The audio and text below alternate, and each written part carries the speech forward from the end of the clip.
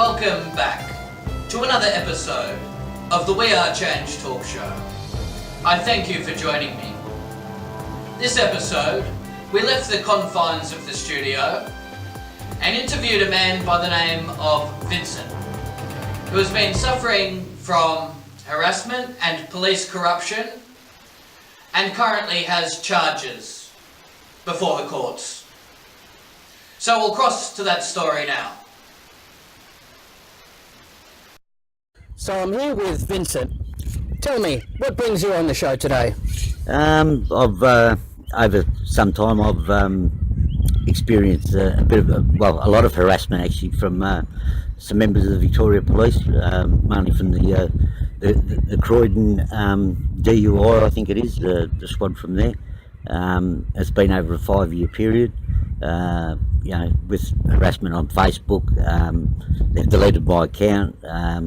They just keep on interfering in my life whichever way that they can, even with employment. Any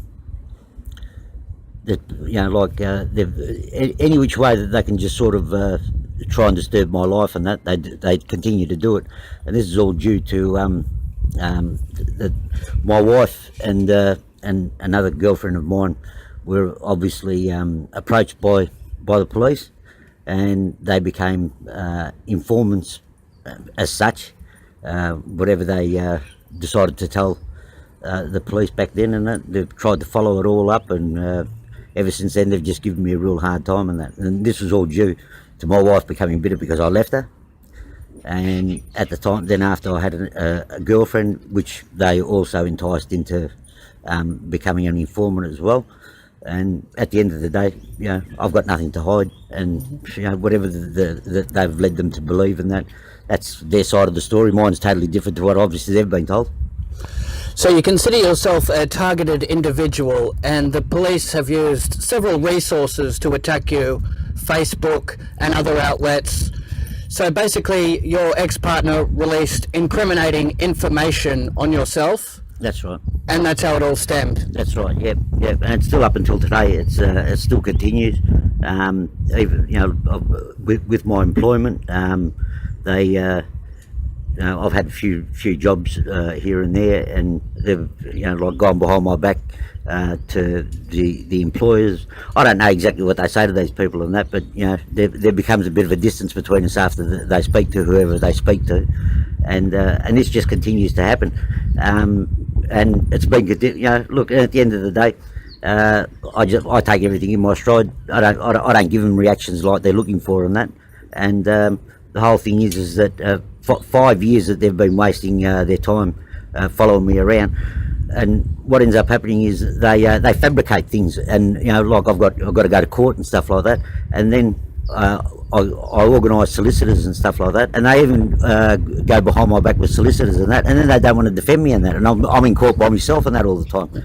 So there was false reports that were filed. Now, did this result in you being with a criminal record?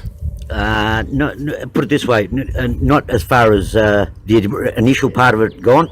Oh, actually, as far as the initial part of it, yeah, that's right. No, that's exactly right. Yep. Yeah. And that's been your main barrier to seeking gainful employment? It's been one of the barriers, yeah.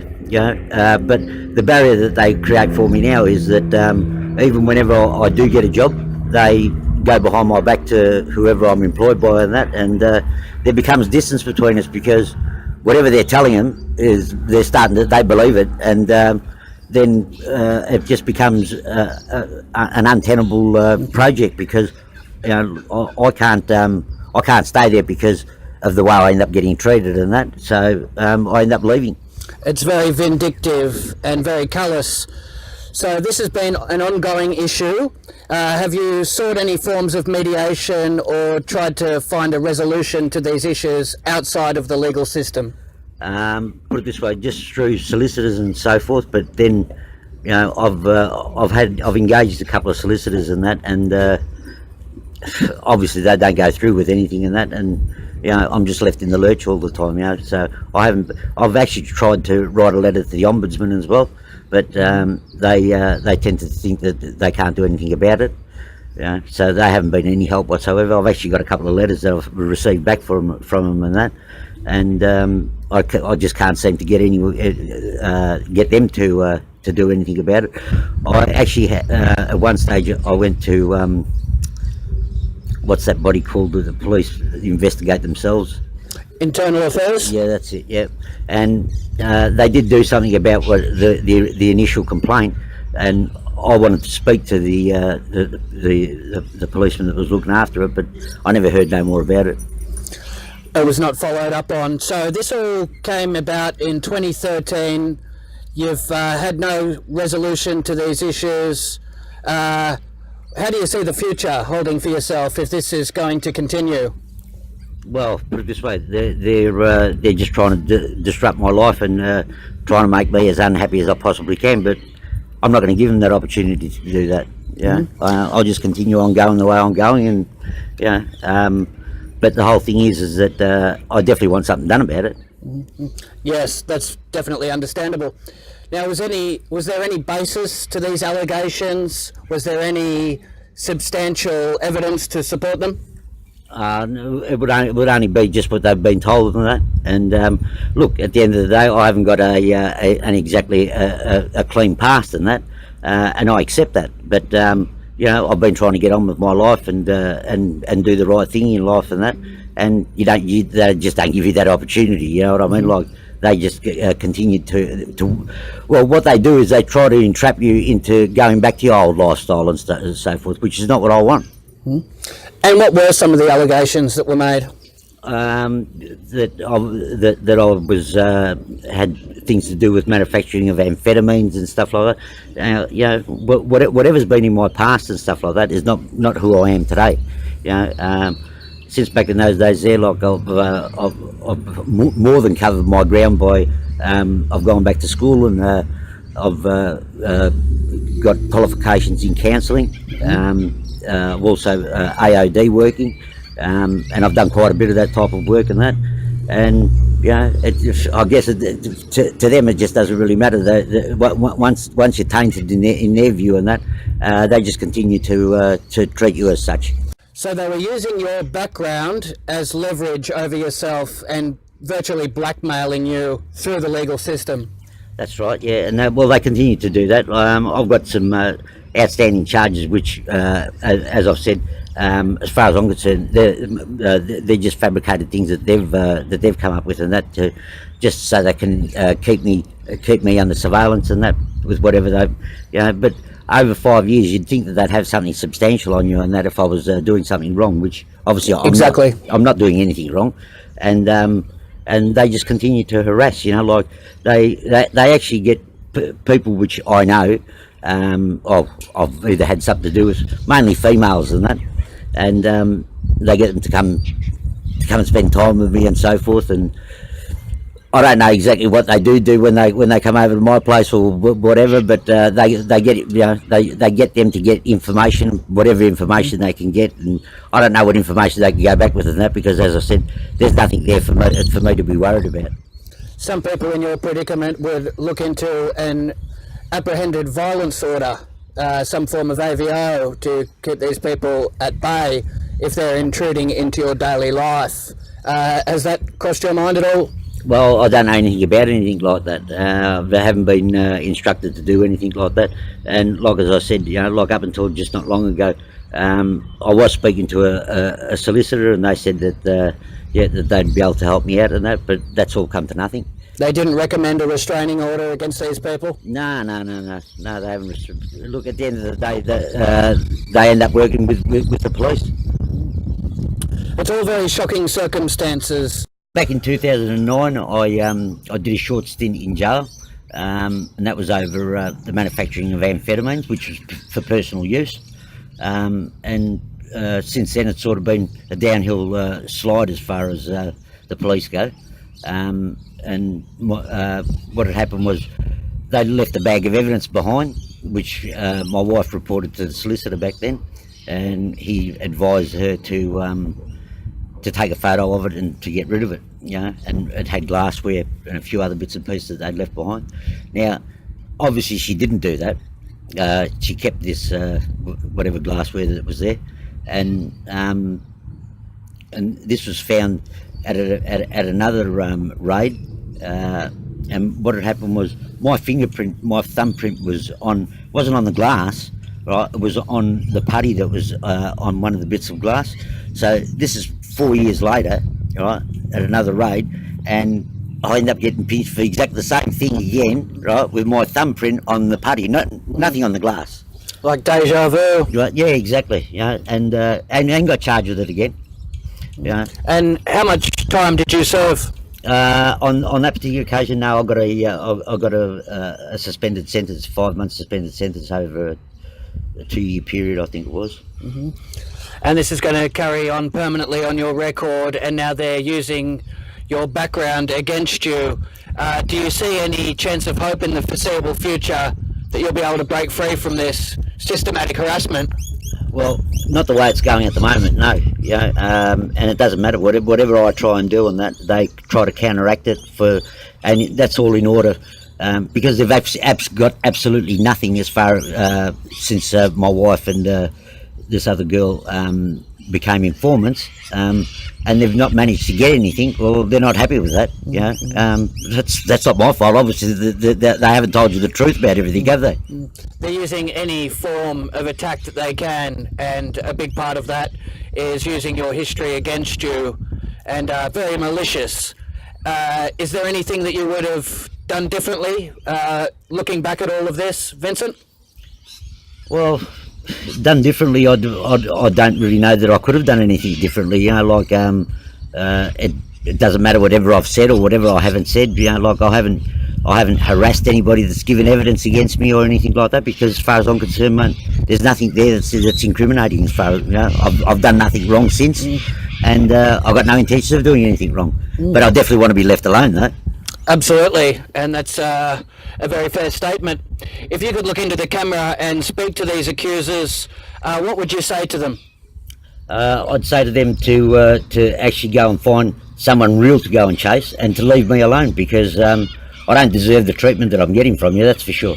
And you guys should actually be held accountable for the harassment and all the undue stress and money that you have cost me over all this time. Well said. And you've made a good choice by coming to We Are Change, presenting your story, exposing the corruption that you're experiencing, because it's not fair, is it, Vincent? No, it's definitely not. You know, I actually I got a payout. Well, a payout. It wasn't a payout. It was an inheritance when my mother passed away, and at that time there, because the place that I was living in, I got thrown out of there by the police, because and it was that place there was specifically for me. Now they got DHS on side, right, and at that time there, like, I was suffering depression and all that sort of stuff, and I ended up getting thrown out of the place, and I'd already had an appointment to see DHS about this year. And because the police were intercepting my phone calls and stuff like that, they got in touch with DHS and told them not to come let me go in and go and talk to them. There was wiretapping taking place as well. That's right. Yeah, and So, and I've actually got evidence for what I'm saying here. And ever since then, I was trying to find places to live in that, and any place that I did organise to go and live at, they'd make sure that I didn't get the place. Very sinister the way they've followed you, harassment on many different levels. This should not be taking place. What other options do you see that you can look at to try and overcome this problem and these barriers? Well, I'm just going to I have been writing a letter that I'm going to lodge with Parliament soon, and I'm going to let them know everything that's happened from day one. And I did actually try and do that with the Minister here in Victoria, and I tried to send an email, which I've still got evidence of that on a USB stick, and I did that from a library. Now, they were following me around that much and keeping tabs on everything that I was doing, that when I was trying to send the complaint into the Minister, I think Noonan, I think his name was, and they wouldn't allow me to send send it from the computer at the library, right? They even had it because they obviously bugging my email address, and they were intercepting the email that I was trying to send. I've still got this on a USB stick as evidence to what I'm talking about. So they're also monitoring and tracking your daily communications. That's right. Yeah, in every way that they possibly can. Very frightening, isn't it? Yeah, well, they're the sorts of things that they can do to you. Yeah, and it's just not on. And you've served your prison sentence, your time's finished, you've rehabilitated, you've paid your debt to society, so you shouldn't be further treated like a criminal. No, that's right. And You deserve a chance to live a healthy, productive life. exactly right, without them interfering in it. Exactly. What would you say to somebody that was put in a similar predicament where they had family or ex-partners trying to attack them and being vindictive? What would you say and suggest to them in your position? Just to hold your head up high and just don't give in. Don't ever give in, right? But that doesn't mean that you've got to be vindictive yourself, which I haven't been. And all you can do is you just try and do the best that you can with what you've got. And even if it looks like things are not turning out all that good for you on that, you just continue on and just never ever really look back at things. And you don't ever want to be bitter with anybody, which I'm definitely not bitter with anyone. Like I've tried to take no action in any way, shape or form. You haven't attempted to contact the parties involved directly? Not at all. My life's going forward. It's not going to go backwards. Very smart move. That's what I say to anyone is don't ever allow anyone that wants to put you down, right, to be able to do it, because you're in control. You're in control of your life, right? At the end of the day, there's a lot of dead ends there, but don't worry, the dead ends do open up. Very good advice, very positive thinking, which is very important in dark times. Have you got stable employment at present? I did have up until a week ago, and I will have again in a couple of weeks' time. Well, let's hope that lasts and continues. We wish you the very best, Vincent, bringing your story to We Are Change, and hopefully you get some resolution to your problems. Thank you very much. Well, that's about all the time we have for today, folks. Be sure to tune in next week to the We Are Change talk show, where we expose corruption one episode at a time.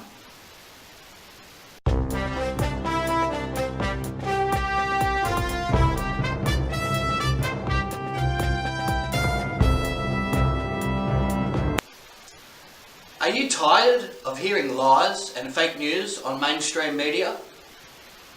Do you find it insulting to your intelligence? Well, look no further. The We Are Change talk show is here.